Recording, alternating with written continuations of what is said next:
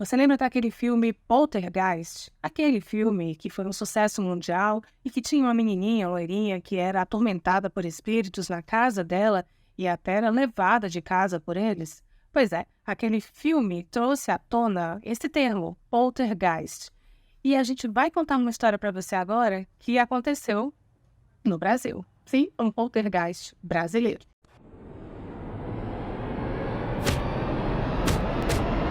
Essa história aconteceu no interior da Bahia em 1996. O nome da pequena cidade lá do interior é Euclides da Cunha.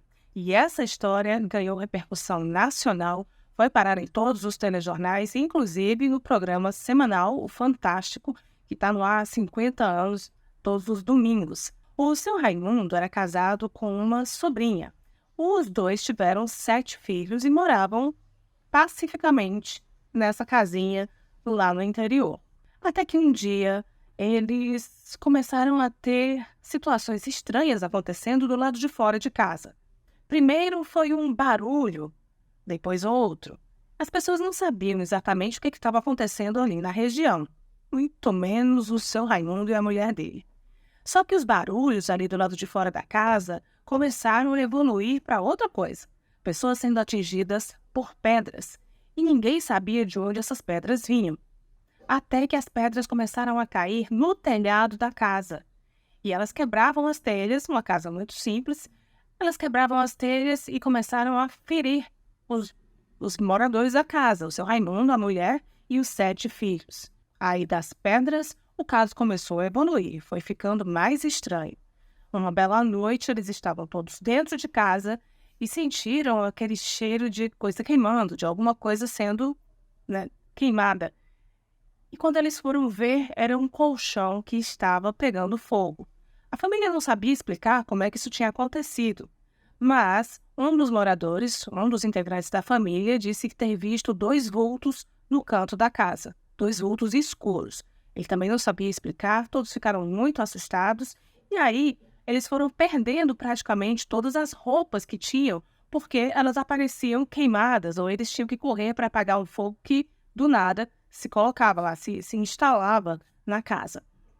A família, muito assustada, foi pedir ajuda para quem? Pelo mais lógico, seria para o padre. Eles achavam que era realmente algo sobrenatural, até porque não tinha ninguém, não tinha nenhuma pessoa que pudesse estar fazendo aquilo, se eles estavam todos ali se vendo. Quando eles chegaram lá à igreja, a primeira coisa que aconteceu foi o padre dizer não. Pois é, o padre não quis saber de conversa, disse que não ia pisar lá e que isso era coisa da imaginação deles. Bom, a população lá disse que o padre estava com medo. Não sei, mas o padre não quis pisar lá. Sem saber o que fazer, a família foi procurar ajuda onde tinha.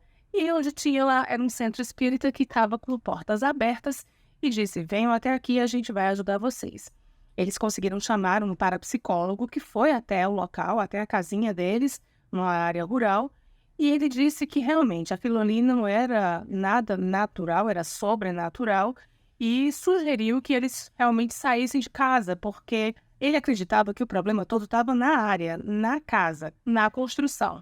A família se mudou para uma outra casinha também muito simples, ali na mesma área, no mesmo terreno, na propriedade onde eles moravam, achando que estava tudo resolvido, só que não.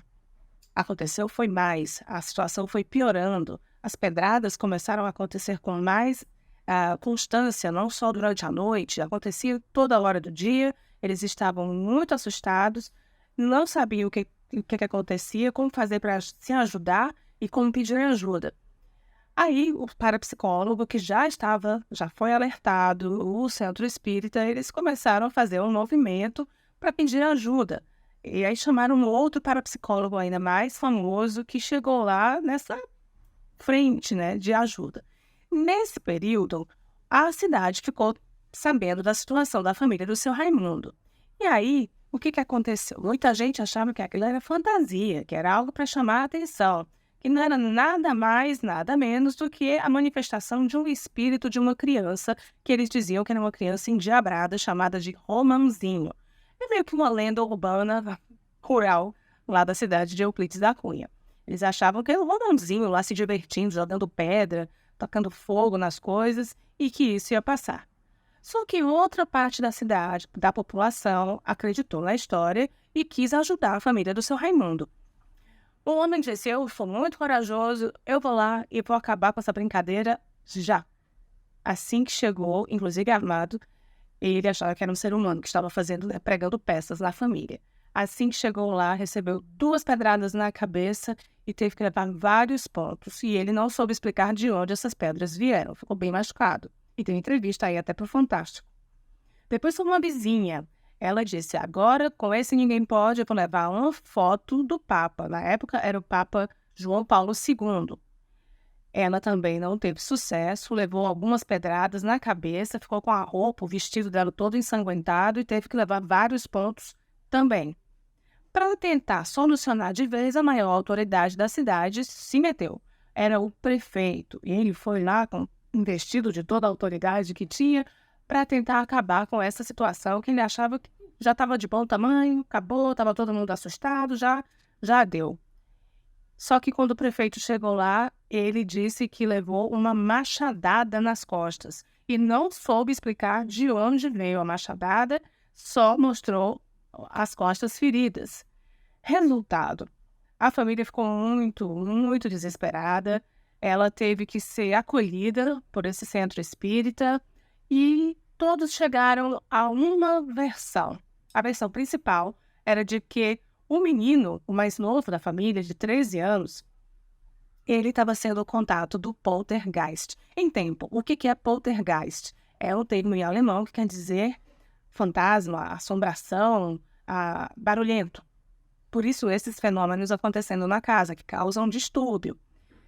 O menino de 13 anos disse que ouvia vozes, que falava com pessoas, mas ele não as via. Ele só realmente ouvia e interagia com vozes. E ele não sabia de onde elas estavam vindo.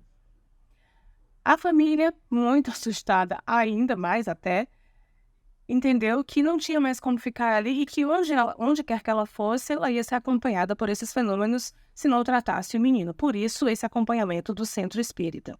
Mas existe uma outra versão também para essa situação lá na cidade de Euclides da Cunha. A cidade fica na região de Canudos, no interior da Bahia. E em Canudos, um século antes disso acontecer, houve uma batalha sangrenta, um massacre, que foi conhecido como a Guerra de Canudos, quando o exército brasileiro da recente República Brasileira massacrou milhares de moradores, pessoas muito pobres e religiosas, que estavam ali na região de Canudos, querendo criar uma sociedade própria mais justa. Eles reclamavam da fome, da miséria e da cobrança alta de impostos. E eles eram liderados por um líder religioso, que era o Antônio Conselheiro.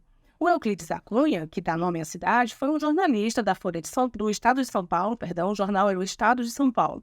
Ele foi jornalista mandado para cobrir os últimos meses, né? Foi a 4ª etapa, que foi no final de 1897, finalzinho até agosto, por ali, de agosto a novembro de 1897. O que há nessa versão é de que fantasmas, espíritos das pessoas que foram massacradas, que combateram ali, que morreram naquele local, naquela região, estariam ainda revoltadas e, né, aparecendo, fazendo esse tipo de situação acontecer, esses poltergeists.